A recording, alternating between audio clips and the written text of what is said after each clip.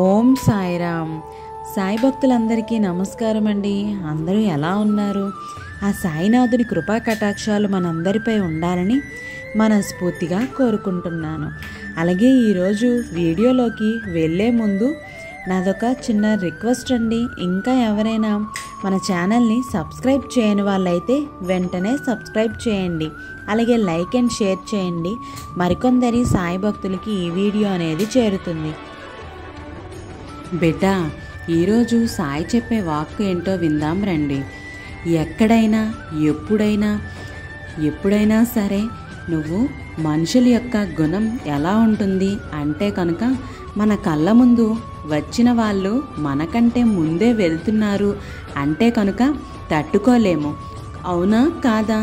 బిడ్డ, బాగుండాలని కోరుకోవాలి, అదైతే తప్పనిసరే కదా.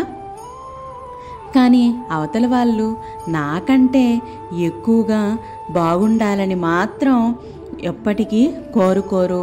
ఇక ఇలా ఎవ్వరికీ కూడా మనసొప్పదు కూడాను. తల్లి, ఎవరైనా సరే, ఎంత గొప్పవారైనా సరే అందరూ బాగుండాలి. మనందరం సంతోషంగా సరదాగా ఆనందంగా గడుపుతూ ఉండాలి. కానీ వీరికంటే బాగుండాలని మాత్రం ఎప్పుడూ కోరుకోకు. ఇక ఇదే నిజం తల్లి. ఎంతో అవసరమైతే తప్ప, తప్పనిసరి అయితే తప్ప ఎప్పుడూ కూడా తోబొట్టువులు సొమ్మును ముట్టుకోకూడదు కూడా. అన్నగారింట్లో మనం ఉంటున్నాం, చదువుకుంటున్నాం, నిజమే అన్న మనవాడే అయినా సరే, కానీ వదిన మనవారు కాదు కదా. తన అన్న ఏదైనా సరే ఎక్కువగా తమ్ముని కోసం ఖర్చు చేసినా కూడా, ఇంకేదైనా కూడా తన వదిన దాన్ని గమనిస్తే ఎలా ఉంటుంది అని అంటే కనుక తను ఉన్నదంతా కూడా తన తమ్మునికే పెట్టేస్తున్నాడు, నా పిల్లలు ఉన్నారు కదా ఇక్కడ అని తనకు తప్పకుండా అనిపిస్తుంది.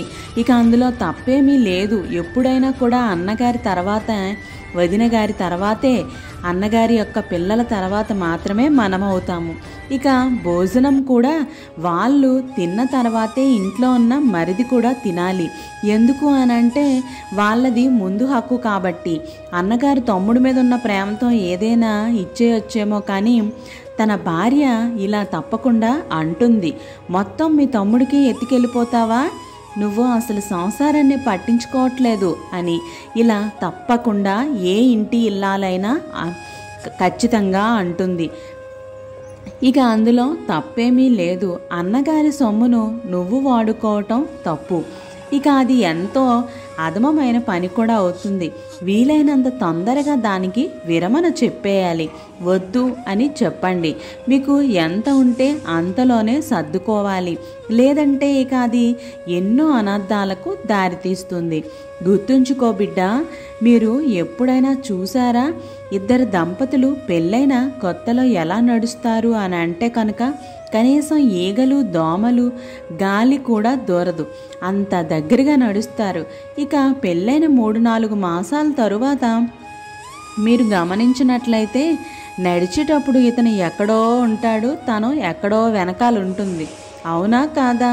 ఒక ఆవు వెనకాల లేగదోడ ఎలా అయితే వెళ్తుందో అలా ఎక్కడెక్కడో వెనకాల నడుస్తూ వస్తూ ఉంటుంది.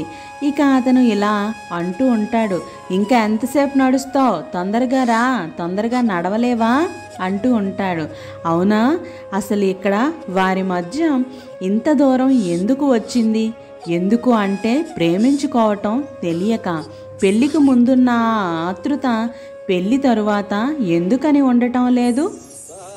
ఇక దానికి కారణం ఒకటే, వారు బాహ్యంగా చూసి ఇష్టపడ్డారే తప్ప అంతర్గతంగా వ్యక్తిగతంగా ఒకరినొకరు ప్రేమించుకోలేదు. ఒకరినొకరు సరిగ్గా ఎప్పుడూ కూడా అర్థం చేసుకోలేదు. అవునా? ఇక ఇలా ఒకరినొకరు అంతర్గతంగా అర్థం చేసుకోలేకపోతే ఇక వారి మధ్య దూరం అనేది పెరుగుతూనే ఉంటుంది తప్ప తగ్గదు. గుర్తుంచుకో బిడ్డ, మీరు ఎప్పుడైనా సరే ఎవరైనా సరే కొత్త వ్యక్తులతో మాట్లాడేటప్పుడు ఎంతో జాగ్రత్తగా ఉండటం నేర్చుకోండి. అవతలి వ్యక్తితో మాట్లాడుతున్నాము అంటే కనుక ఒకటే నిబంధన. ఇక ఇది అందరూ కూడా తప్పకుండా జాగ్రత్త పడాల్సిన విషయం. ఇక అది ఏమిటి అని అంటే కనుక వీలైనంత తక్కువగా వాళ్ళని మనం మాట్లాడకూడదు. అపరిచితులతో మాట్లాడేటప్పుడు ఎప్పుడూ కూడా వీలైనంత వారిని వాగనివ్వండి. అవసరం అయితేనే మీరు ఇంకొన్ని ప్రశ్నలు వేసైనా సరే వారినే మాట్లాడించడం నేర్చుకోవాలి. ఇక వారి గురించి మీకు ఎన్నో విషయాలు తెలుస్తాయి. వారు ఎందుకు వచ్చారు వారే చెప్పేస్తారు. ఎప్పుడూ కూడా మనమే ముందుగా బయటపడకూడదు.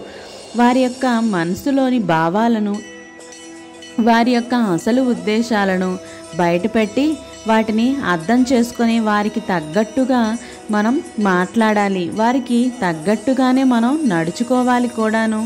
అది మంచైనా చెడైనా ఒక అపరిచితుడు మీ దగ్గరకు వస్తున్నాడు అని అంటే కనుక మీ యొక్క పరిచయం వల్ల వారికి ఏదో ఒక ప్రయోజనం ఉంది కాబట్టే.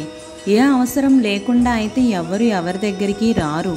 అది మీకు కూడా తెలుసు. కాబట్టి వారి యొక్క అవసరాల వల్ల, వారి యొక్క ప్రయోజనాల వల్ల మన జీవితం మారిపోకూడదు కదా, నాశనం అనేది అవ్వకూడదు కదా.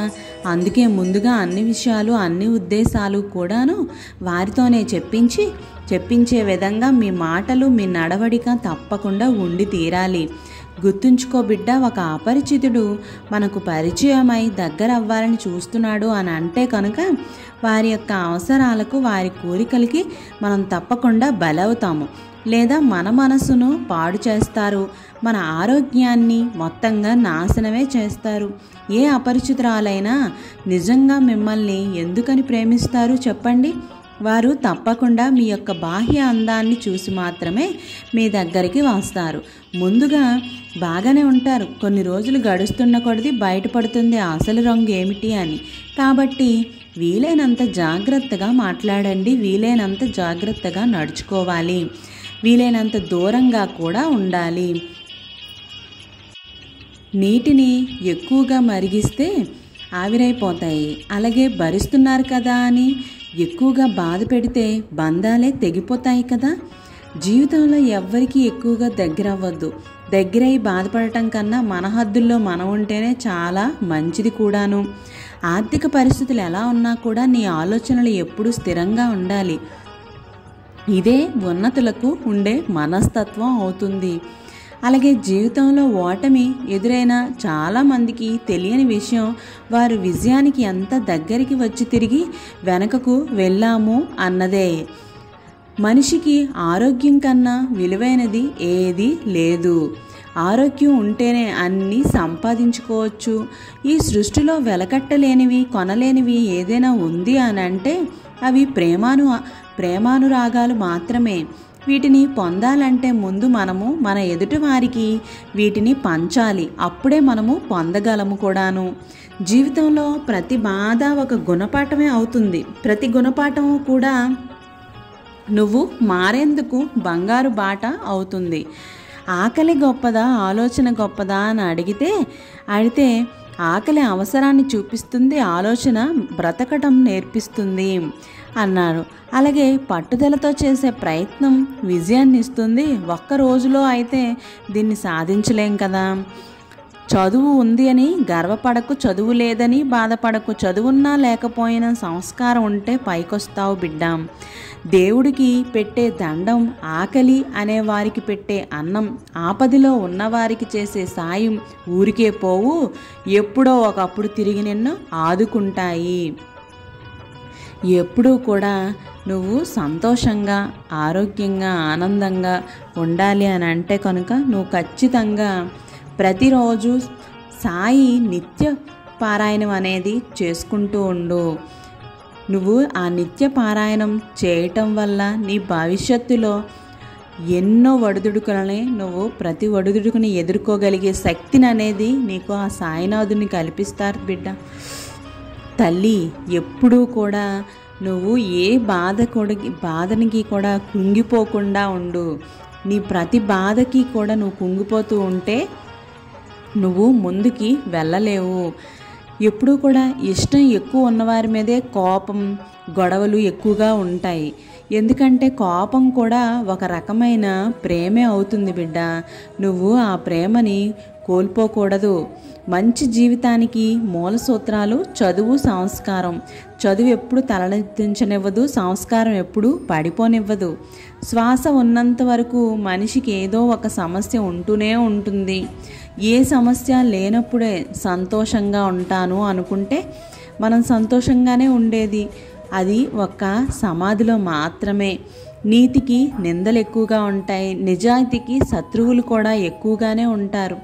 అధికారానికి బానిసలు ఎక్కువ, అందానికి అభిమానులు ఎక్కువ, ధనానికి పొగడ్తలు ఎక్కువ, మంచికి కష్టాలు కూడా ఎక్కువగానే ఉంటాయి. ప్రశ్నించే తత్వం నీలో పెరిగే కొద్దీ నిన్ను ద్వేషించే శత్రువుల సంఖ్య కూడా పెరుగుతూనే ఉంటుంది. గాయపరిచిందని, గతాన్ని కలిసి రావట్లేదని కాలాన్ని నిందించవద్దు. ప్రతి జీవితానికి గెలుపు రాసిపెట్టి ఉంటుంది. ఆ సమయం కోసం అన్వేషిస్తూ ఉండాలి. అదృష్టంతో వచ్చింది అహంకారాన్ని కలిగిస్తుంది, తెలివితో సంపాదించింది సంతోషాన్ని ఇస్తుంది, కష్టపడి సంపాదించింది సంతృప్తినిస్తుంది. అవసరం ఉంటేనే పలకరిస్తారని ఎవరి గురించి నువ్వు బాధపడకు. వాళ్ళు చీకట్లో ఉన్నప్పుడే వెలుగులా నువ్వు గుర్తొస్తావని సంతోషించు. జీవితం అనేది ఒక యుద్ధ భూమి. పోరాడితే గెలిచి అవకాశం ఉంటుంది. ఊరికే నిల్చుంటే ఓటమి తప్పదు. నీ వృద్ధాప్యంలో నీకు తిండి పెట్టేది మీ సంతానం కాదు, నీ సంతానానికి నువ్వు నేర్పిన సంస్కారం వల్లే జరుగుతూ ఉంటుంది. బిడ్డ, ఎప్పుడూ కూడా జీవితంలో నువ్వు రిస్క్ తీసుకుంటేనే గెలుస్తావు. నీ జీవితంలో వచ్చే ఒడిదుడుకుల్ని నువ్వు ఎదుర్కోగలిగితేనే నువ్వు ఖచ్చితంగా నీ గెలుపుకి నువ్వు ఒక నిదర్శనం అవుతావు. ఎప్పుడూ కూడా సంతోషంగా ఆరోగ్యంగా ఉండాలి అని అంటే కనుక ప్రతినిత్యం నీ ఆలోచనల్ని అన్నీ మార్చుకో. నువ్వు నా సాయి ధ్యానంలోనే ఉండు. ఆ సాయి సచ్చరిత్ర వారం రోజులు పారాయణం చేసినట్లయితే నీ మనసు చాలా ప్రశాంతంగా అయితే ఉంటుంది. ఎప్పుడూ కూడా నువ్వు ఆ సాయినాథుని పాదాలు పట్టుకొని ఏదైతే నువ్వు వేడుకుంటావో పరిపూర్ణమైన నమ్మకంతో చెయ్యు. ఏదైనా నీకు వారి పాదాల దగ్గర ఉన్న నేటి క్షణమే ఆత్మ పరివర్తన పొందే మార్గం అక్కడ సులువుగా అందుతుంది. దేనికైనా చింతించే ముందు వారి సమక్షంలోనే ఉన్నాను అని భావించుకొని మన దృష్టిని వారి పాదాలపైనే కేంద్రీకరించి పరిపూర్ణమైన నమ్మకంతో ఉండాలి. అప్పుడే చేయి పట్టి నడిపిస్తారా సాయినాథుడు దుఃఖసాగరం నుంచి తప్పిస్తారు. ఓం సాయిరామ్. రేపటి సాయివాక్కుతో మళ్ళీ కలుద్దాం. సర్వే జన సుఖినో భవంతు. Thank you for watching.